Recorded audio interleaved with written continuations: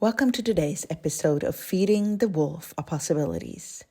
Today we're exploring the possibilities of that weird, wacky, wonderful online social media arena we so love to hate. Are we actually smart enough to all be sharing ideas in this giant worldwide town square that we've created? And what could it become if we were willing to interact as adults of consciousness instead of 10-year-olds playing Fortnite? What is social media for you? What would you like to create with social? How does it influence your choices, your mood, your day? How does it influence the future you are choosing? The future we are all choosing. As our guide, I've invited social media maven, Ms. Megan Hill, who is the marketing director of Access Consciousness and who has been working with social media since the dawn of Facebook. Let's dive in. What would change in the world if you, me, and everyone choose to feed the wolf of possibilities instead of the one of doubt, distrust, and despair? The way I see it, our point of view creates reality, not the other way around. Somewhere deep within, I think we know that. In this podcast, I am daring you to claim this remarkable superpower. Join us and be inspired by trackers, explorers, and finders of possibilities from the multiverse of hope.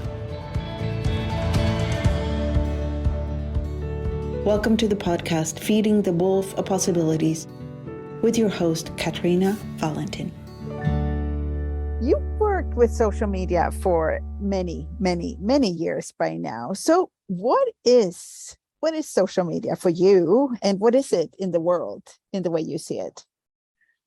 Well, it's so funny because I sort of accidentally started working with social media. I worked in marketing and advertising, and when I started using it, I was interning at a talent and modeling agency right out of college when Facebook just became, a thing.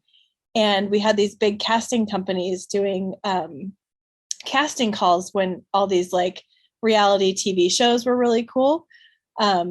Not that they're not cool, but there was a time when it was like a big deal. Reality shows, like The Bachelor and all this stuff were happening. So they needed, this company came through and they needed college kids, like a group of them to do these casting calls. So I had heard of people using Facebook. So I created an account and at that time, Facebook started out just for college kids. So I still had my college email address. So I started an account, and that was how I was able to pull in like hundreds of people for this casting call that this company was doing that I worked with. So for me, I always found it super interesting to look at like how it all started and how people then started using it. And now obviously it's become this huge way of using it for advertising and marketing. But at the core of it is truly to be social online in a way that never existed before, so it's like, it was like check out your classmates and see what they're up to, kind of like stalk them secretly without having to ever actually engage with them in person, so you could like get a whole sense of someone's world based on the photos that they posted or things that they wrote or music that they liked without ever meeting them. And sometimes you would meet them and sometimes you wouldn't. So to me, it's this interesting phenomenon that's now grown into this massive thing that 10 years ago was nothing, 10 years ago was truly like nothing like this. So for me, social media is a tool that you can use to engage with the world. And it's also become a marketing tool on steroids with the amount of data that different companies can get on you, the amount of ways that they can reach you. I mean, social media is everything now from the big players like Facebook and Instagram and YouTube and all of that to all the little, like there's like dating sites, and it's so massive. So it's huge, so that's what it is for me. It's like, it's basically people engaging online, and it morphs based on how people use it. I think people really get lost in thinking that the social giants are controlling it, and they are to a degree. But notice the moment that the people using it change how they use it, they have to change the social platform has to shift and change as well. So I find it fascinating because it's the study of people, and how they function. And so if we go to like the more personal plane of the social, you sometimes talk about social media. One way of using it is to look at it as being at a cocktail party. Yeah. Why is that? And what is that? For that very reason. It's like at a cocktail, if you're engaging with people online and you apply it similarly to how you would be at a cocktail party, you can have a sense of what it's creating. So if you were to go to a cocktail party and walk in, not speak to anyone, stand against the wall and just watch, people may not even know that you're there. And that's fine. That's cool. You're getting whatever out of that cocktail party that you're getting. The same can occur in social. You can have an account. You can just watch everything that goes on. Then you can have the people that are like great at cocktail parties and walk in and they're the flashy star of the party. And, they're talking to everyone and doing, they're like that charismatic thing. Same thing can apply online. Obviously, I think people have more ease because they can really edit it online. It's like, we've talked a lot about that. Like you can have an entire image online that if you were to actually go to a live cocktail party would crumble because you're not being that charismatic thing that you can so craft within social on this like online world. So, but there are a few things that work at a cocktail party that you can apply online. So, showing up to a cocktail party, engaging with the host, engaging with the people, asking people questions, being sort of like not necessarily having to be the loudest one in the room or being whatever works for you. But it's like you have a choice in how you're going to show up. So how would you like to show up with it? And the cocktail party is just a great example.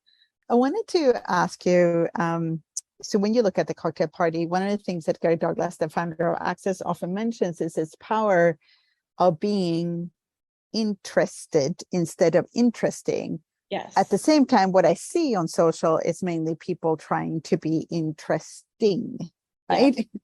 So how would you, what does that create? Like if everybody is focused on being interesting, which a lot of people are in normal life too, but interesting, well, what does it create when you're actually interested, and how can you be interested in the social? Well, I would say it's being actually interested in what it is and people in your audience, the people that you're engaging with. So if it's all about you and you're not even listening to, people, what they're saying or not saying, like even energetically, what people are looking for or asking for, you're missing the boat. I think a lot of people that just are like, I have this great idea and I want to do this and this is how I am and this is where I went on vacation, and it's like all about you. It doesn't draw people in. It keeps people maybe watching you, but never desiring to reach for you, to learn more about you, to reach because you're so pushing information out saying this is how interesting I am. When you're interested, it draws people. It can, if they choose to, allows people to walk into your world, which is a totally different experience than, the people who are not that way. And you can look at, what I love to look at is like, look at people, because it's one of those concepts that is hard for people to get. But if you look at like, who are the people that draw you in that are so maybe quote famous online? And like the Kardashians, they're super famous, right, online. But for me, are you ever really drawn into their world in any way? Or is it them just pushing how interesting they are out into the world? Well, I don't think I've ever seen their social accounts, so they're obviously not drawing me into their Exactly. world. But then you might see someone for you like, I don't know, like an artist or something that isn't necessarily about them, but their art draws you in, whether that's music or poetry or something like that. Do you know what I mean? I'm trying to think. Yeah. I can't think of anyone right. I'm trying to think of like.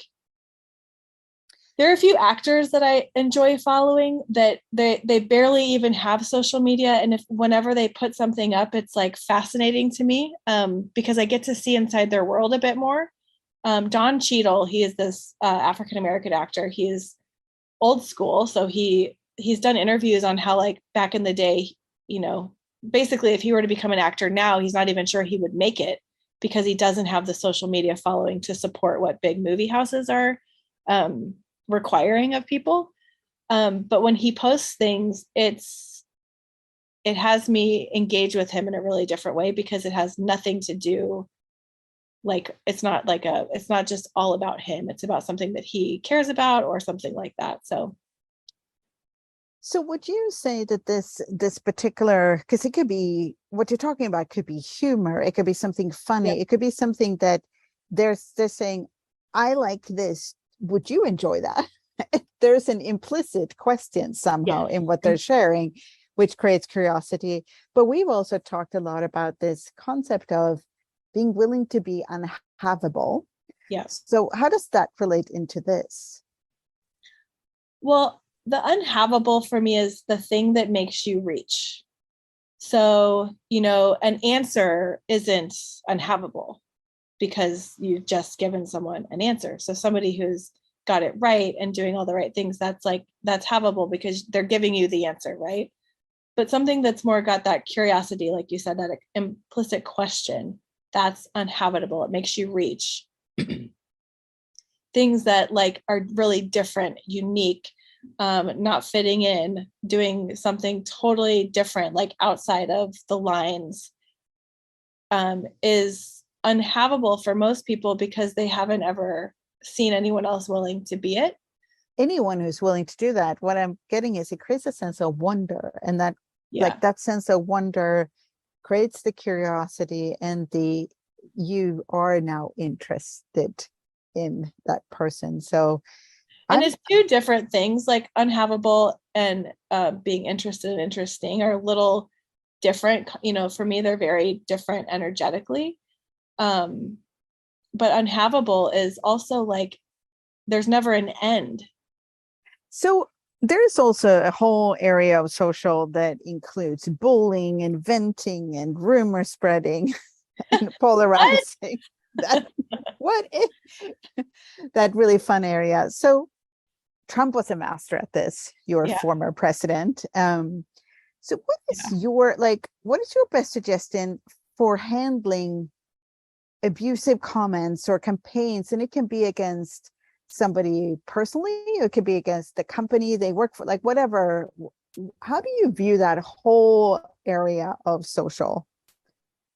Well, the outright bullying and the abusive comments and things like that, I would number one, for you, getting really clear on what you like, if you know you and you know what you're about, and if somebody says anything about you, that it doesn't like take you off of your path of you, I guess. Like I remember there was this one time I posted something about Tristan, like he ate ice cream for breakfast and he was probably like 4 years old. And I was posting about how like I had a whole thing about it as a mother because you're not supposed to feed your kid ice cream for breakfast. And then I realized like, who cares if he eats ice cream at 9 a.m. or 4 p.m.? Like what's really the difference here?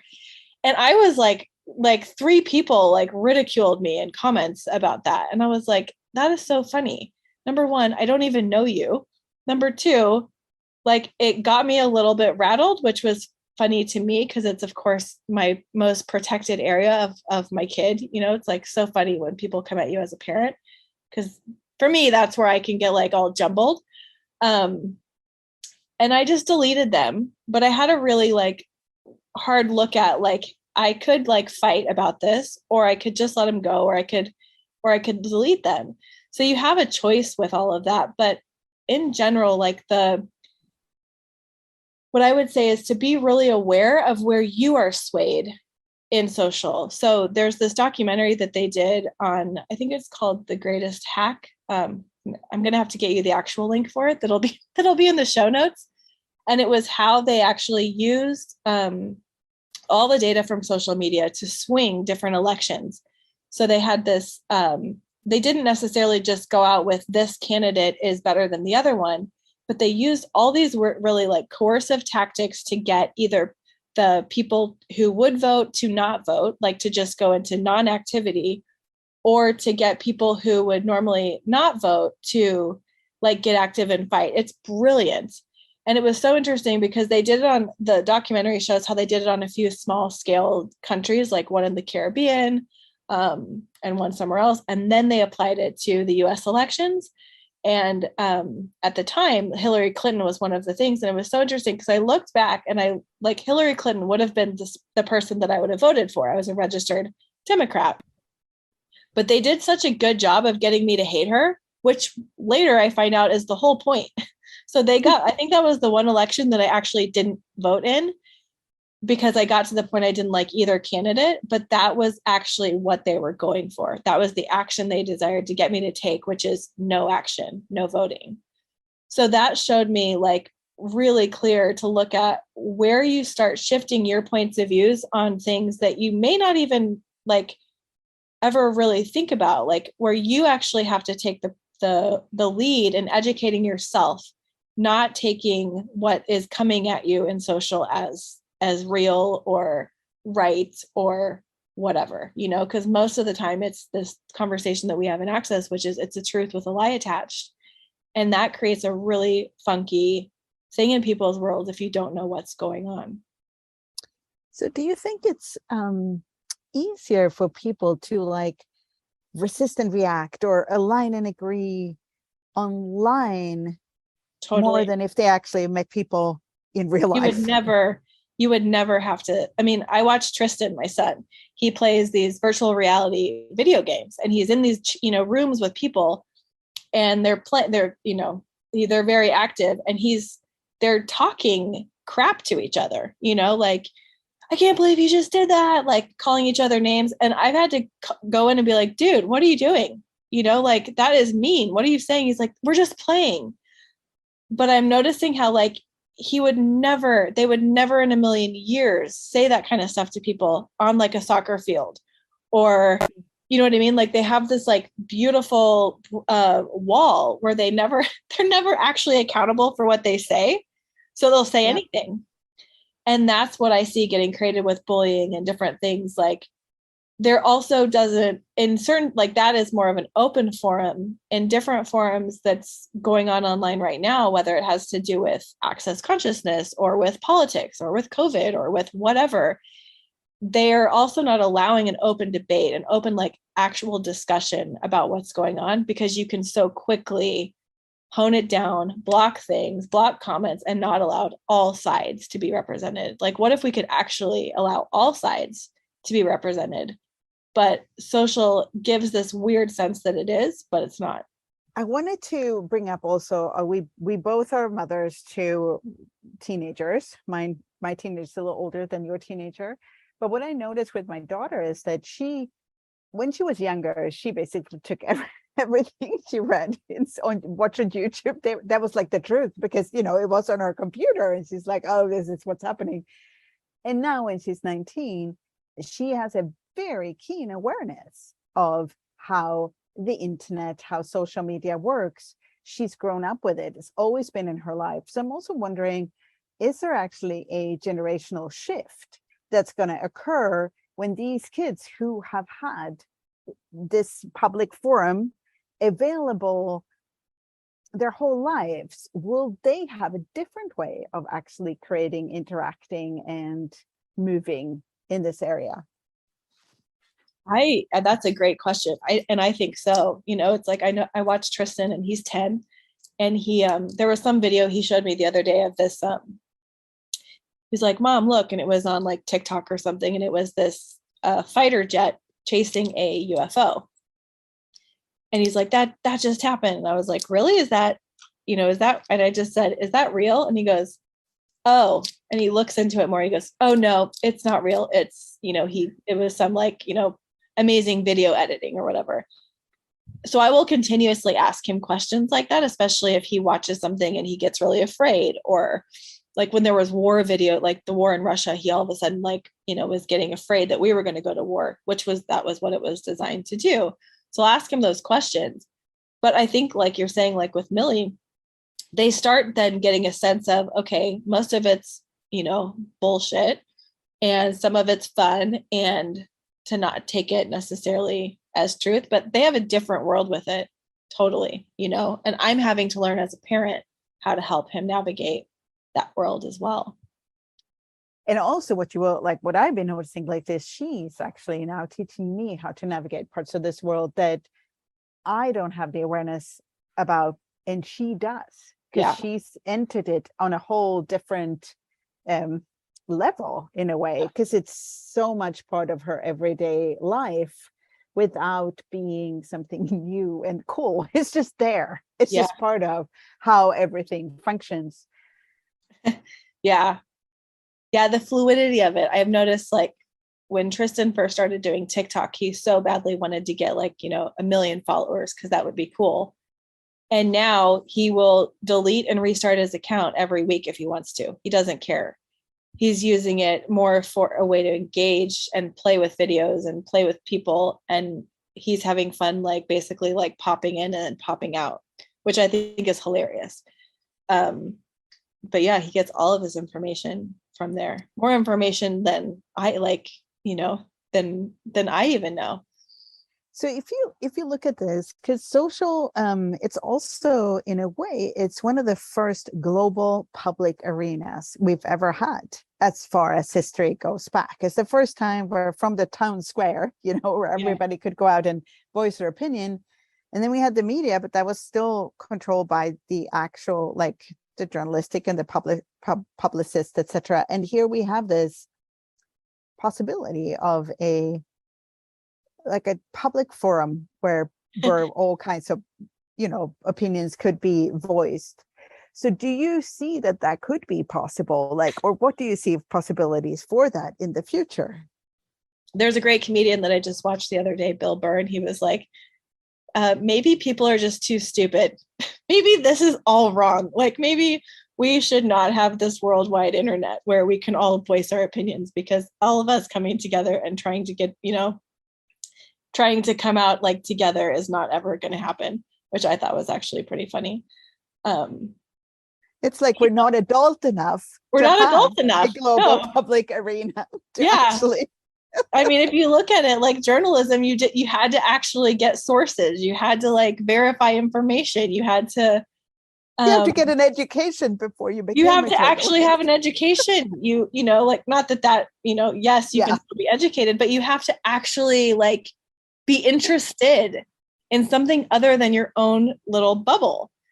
So I think that's a great question, Kat, and I have no idea. We will see.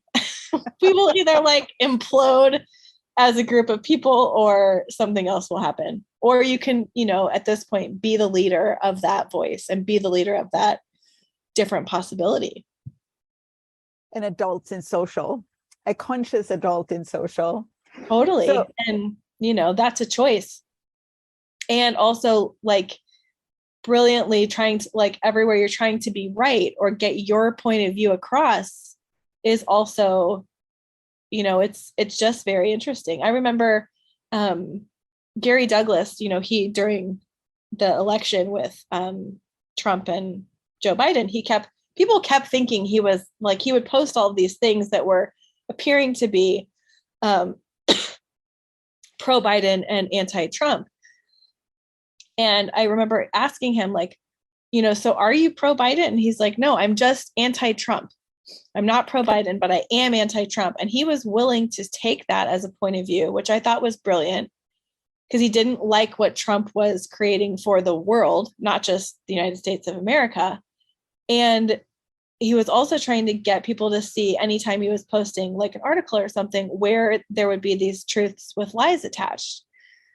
So it's being willing to use social to also get your, he didn't just stay quiet, but he used his voice in a different way, which, did what it did. But it's I think that's kind of this bigger question is, what would you like to create with it? What impact would you like to have on the world? And is social that way to do it? Or is it just a casual place to check out what your friends are doing on vacation? what is it for you? And how does it influence your choices? How does it influence your mood? How does it influence your day? How does it influence the future that you're choosing? And if it didn't exist, what else would you choose? That is brilliant. And it's interesting. So if we go to that, like when we were looking at the possibilities and how are we really adult enough to use this public forum? If we were willing to actually use this with a continuous choice, not an investment in the outcome, not building our image for whatever purpose, but really have that fluidity of creation with this whole area, what could that create and how could that be different instead of putting down your, this is me, and this is me, as I would like to portray myself to the world. Well, and also, I mean, it's very funny because if you notice the people that get really like, there's businesses that built their entire business on Facebook. They made millions. And then within a heartbeat, Facebook changed the way that they were delivering, ads or whatever to different people. And the business went out of business, like the entire business went down because of that. So there is this huge possibility, like beyond just like having it as a way to interact and whatever, there's a huge possibility with business, but you want to make sure that you are on the creative edge with it. So I find it super interesting talking to people now about how Telegram is functioning. Telegram is a way that's, it's allowing people, say, from Russia to engage with people in a different way because they've been cut off from everything. They aren't really able to use different social platforms anymore. So it's like being willing to foresee the future of where things are going and not having one thing be your main thing. They're great tools. They're phenomenal tools at reaching across, borders, walls, countries, languages, all that sort of stuff to be able to, think of 15 years ago, you wouldn't have been able to engage in a heartbeat with somebody in another country like that. It's like Skype sort of, but now it's like we have instant access to all sorts of things and all sorts of ways of exchanging money and all sorts of ways of exchanging ideas, and none of it's really controllable. And the bigger they get, the more they try and control it. And then another one just pops up. So whatever it is that you're creating, if you're using it for fun, if you're using it for entertainment, or you're using it to create your business, like look at how, what it can contribute to you. And then, I think different parts of this conversation might inspire a different way of using it. So would you say that, as the final thing here, that this whole arena, like the social media, whatever we call that, it's unstoppable? Yes, because people are unstoppable. People and their desire to create really is unstoppable. I think that's a great place to end. Thank you so much. And we will add the link to that documentary that you talked about in the show notes too. So if you're looking for that, check the show notes. Thank you so much, Megan. Thank you. Thank you so much for listening to my podcast, Feeding the Wolf of Possibilities. I hope you have more space in your world now. If you would like to listen to earlier episodes, share with other people, or subscribe, please go to Spotify, iTunes, or visit katarinavalentin.com/wolf.